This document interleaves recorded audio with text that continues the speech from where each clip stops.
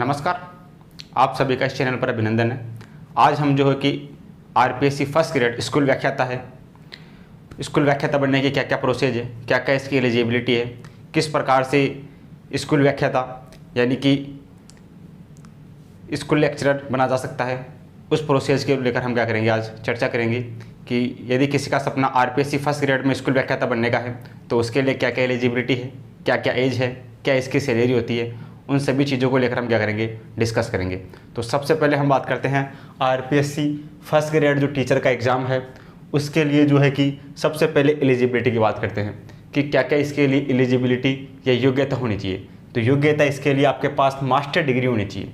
Master degree के रूप में आपने अगर बीए कर रखा है तो आपके पास में एमए का डिग्री होना चाहिए। अगर आपने बीएससी कर रखा है तो उसके बाद में आपके पास में एमएससी का डिग्री होना चाहिए।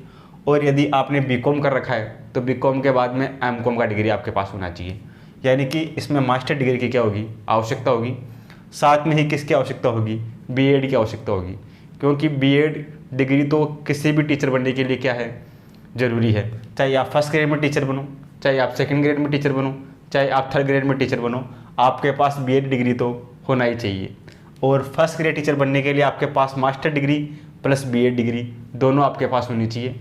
अगर आप आर्ट्स स्ट्रीम से हैं तो आपके पास में मास्टर डिग्री के रूप में एमए, अगर आप साइंस स्ट्रीम से हैं तो आपके पास में एमएससी, और अगर आप कॉमर्स स्ट्रीम से हैं तो आपके पास में एमकॉम का मास्टर डिग्री होना ज़रूरी है। साथ में ही अगर सिलेक्शन प्रोसेस की बात करें तो इसका रिटन एग्ज़ाम होता है। इसमें कोई किसी तरह का इंटरव्यू नहीं होता है फर्स्ट ग्रेड में। फर्स्ट ग्रेड में केवल और क्या होता है, केवल और केवल रिटन एग्ज़ाम होता है। रिटन एग्ज़ाम के बाद में कट ऑफ मार्क्स डिक्लेयर किए जाते हैं, कट ऑफ इसका बताया जाता है। कट ऑफ आने के बाद में फाइनल मार्क्स यानी कि पहले 2 गुना का कट ऑफ आता है, 2 गुणों के कट ऑफ के बाद में क्या आता है, 1 गुना का कट ऑफ इसमें आता है। 1 गुना का कट ऑफ आने के बाद में क्या होता है, जिसका 1 गुना लिस्ट में नंबर आता है उसका फिर लास्ट में जाके क्या होता है, डॉक्यूमेंट्स वेरिफिकेशन होता है। तो ये क्या है, इसकी एग्ज़ाम की प्रोसेस है। सबसे पहले रिटन एग्ज़ाम, रिटन एग्ज़ाम के बाद में कट ऑफ मार्क्स होंगे, जारी किए जाएंगे। मतलब कि जितनी सीटें होंगी उससे 2 गुना कैंडिडेट क्या किए जाएंगे, पास किए जाएंगे। फिर बाद में 1 गुना पे कट ऑफ निकलेगी यानी कि फाइनल मार्क्स उसके आएंगे।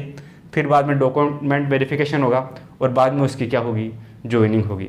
ठीक है, तो यानी कि सबसे पहले तो यह है कि आपके पास में मास्टर डिग्री होनी चाहिए, बीकॉम, एमकॉम या आपके पास में एमएससी हो, साथ में आपके पास बीएड डिग्री हो, तो आप फर्स्ट ग्रेड का एग्ज़ाम देने के लिए क्या है, योग्य हैं।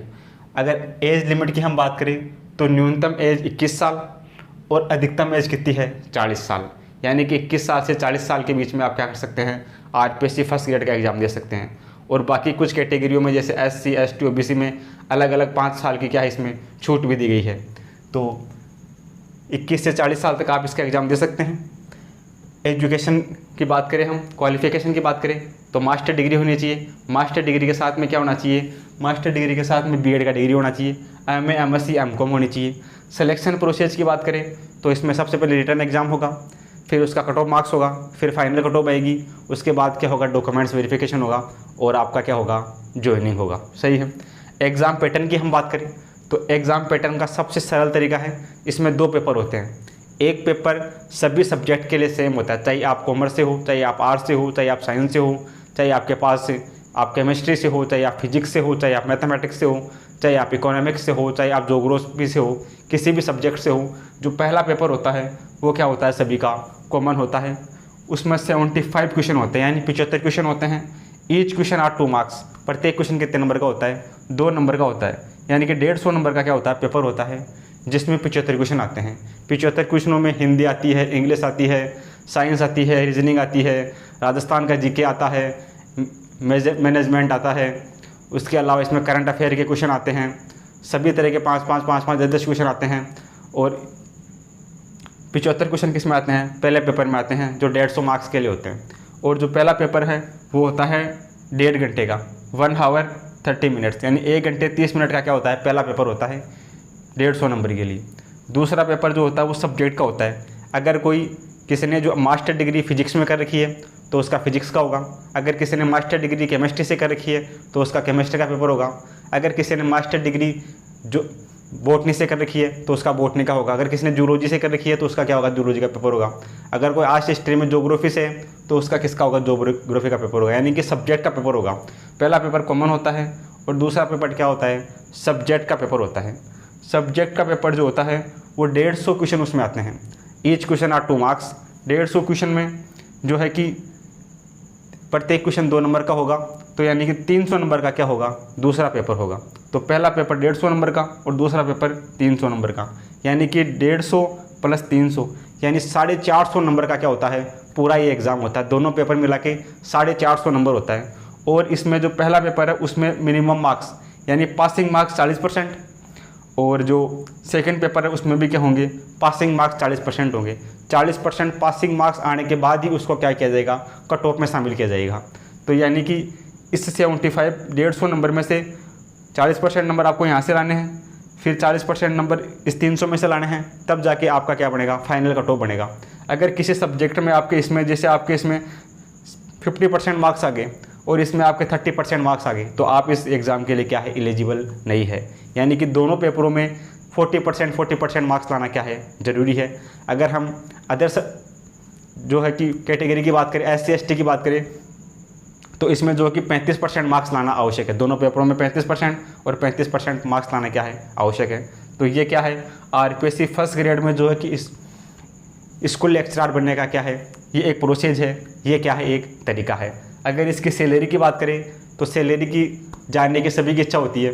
तो सैलरी की हम बात करें तो सैलरी जो है कि प्रोविजनल पीरियड के बाद लगभग 55,000 के आसपास क्या होती है, इसकी अच्छी खासी सैलरी होती है। और हम बात करें तो स्कूल में सबसे अच्छी पोस्ट होती है फर्स्ट ग्रेड, जो है कि सबसे अच्छी पोस्ट होती है। उसके बाद में सेकंड ग्रेड, उसके बाद में मेरिट होती है। अगर आपके पास में मास्टर डिग्री नहीं है, केवल आपके पास में MA MSc MCOM है, यानी कि केवल आपके पास मास्टर डिग्री नहीं है और आपके पास BSc, यहाँ पे आपके पास BA, यहाँ आपके पास में BSc और यहाँ आपके पास में BCom की डिग्री है और आपके पास में B.Ed डिग्री है, यानी कि आपके पास में मास्टर डिग्री नहीं है, आपके पास केवल ग्रेजुएशन डिग्री है और क्या है, B.Ed डिग्री है, तो आप सेकंड ग्रेड और थर्ड ग्रेड के लिए क्या कर सकते हैं, टीचर बन सकते हैं। और मास्टर डिग्री भी अगर आपके पास में है तो आप क्या कर सकते हैं, फर्स्ट ग्रेड में क्या बन सकते हैं, टीचर बन सकते हैं। इसी के साथ में मास्टर डिग्री B.Ed के साथ में आपके पास में अगर नेट भी आपकी क्वालिफाई कर रखी है, यहाँ पे आपके पास में अगर नेट की डिग्री भी है, नेट का एग्ज़ाम जो होता है वो साल में 2 बार होता है, एक तो दिसंबर में होता है और एक कब होता है, 1 जून में होता है। अगर आपके पास में नेट की डिग्री भी है तो आप जो है कि असिस्टेंट प्रोफेसर के लिए, कॉलेज लेक्चरर के लिए क्या हो सकते हैं, एलिजिबल हो सकते हैं। तो ये सब सारी प्रोसेस किसकी है, टीचर बनने की है। यानी कि अगर आपके पास में केवल ग्रेजुएशन डिग्री है और B.Ed डिग्री है तो आप सेकंड ग्रेड और थर्ड ग्रेड टीचर बन सकते हैं। और यदि आपके पास में मास्टर डिग्री और B.Ed की डिग्री है तो आप क्या कर सकते हैं, फर्स्ट ग्रेड टीचर बन सकते हैं। और यदि आपके पास में मास्टर डिग्री प्लस आपके पास में नेट है तो आप जो है कि असिस्टेंट प्रोफेसर का जो एग्ज़ाम है उसके लिए क्या कर सकते हैं, अप्लाई कर सकते हैं। तो ये सबसे बेस्ट तरीका है, यही अप्रोच है फर्स्ट ग्रेड के टीचर बनने का। तो जिस किसी का भी सपना RPSC फर्स्ट ग्रेड में जाने का है तो वो अपनी प्रिपरेशन अभी से शुरू कर दे, क्योंकि वैकेंसी पहले अब देखा जाए तो तीनों वैकेंसियों में से फर्स्ट ग्रेड, सेकंड ग्रेड और थर्ड ग्रेड में से सबसे पहले वैकेंसी आने के चांस किसके हैं, फर्स्ट ग्रेड के ही हैं। तो फर्स्ट ग्रेड में आप लगे रहें, उसकी तैयारी करते रहें। वैकेंसी जब भी आता है आप अपनी तैयारी प्रॉपर रखें, तैयारी करके रखें, GK पढ़ें, कला संस्कृति इतिहास भी आता है, कला संस्कृति भी आती है, राजस्थान का भूगोल भी इसमें आता है पहले पेपर में। इसके अलावा मैनेजमेंट आता है, मैनेजमेंट के अलावा करंट अफेयर आता है, हिंदी के क्वेश्चन आते हैं, इंग्लिश के क्वेश्चन आते हैं, रीजनिंग के क्वेश्चन आते हैं, साइंस के क्वेश्चन आते हैं, पॉलिटी के क्वेश्चन आते हैं। तो इन सभी को क्या करें, धीरे धीरे अभी से पढ़ना स्टार्ट करें। और ऐसी अच्छे अपडेट पाने के लिए अपने चैनल को क्या करें, शेयर करें, सब्सक्राइब करें, कमेंट करें। और RPSC फर्स्ट ग्रेड से संबंधित जो भी फर्स्ट पेपर की क्लासें हैं वो अपने इस चैनल पर प्रोवाइड करवा रखी है। और RPSC फर्स्ट ग्रेड फिजिक्स का जो बैच है उसमें 11th 12th के टॉपिक चल रहे हैं, तो वो भी स्टार्ट कर रखा है, तो आप वहाँ से भी क्लासें देख सकते हैं। तो आप चैनल को लाइक करें, शेयर करें, सब्सक्राइब करें, कमेंट करें। चलो मिलते हैं ऐसी अन्य अपडेट के साथ। Thank you for watching this video.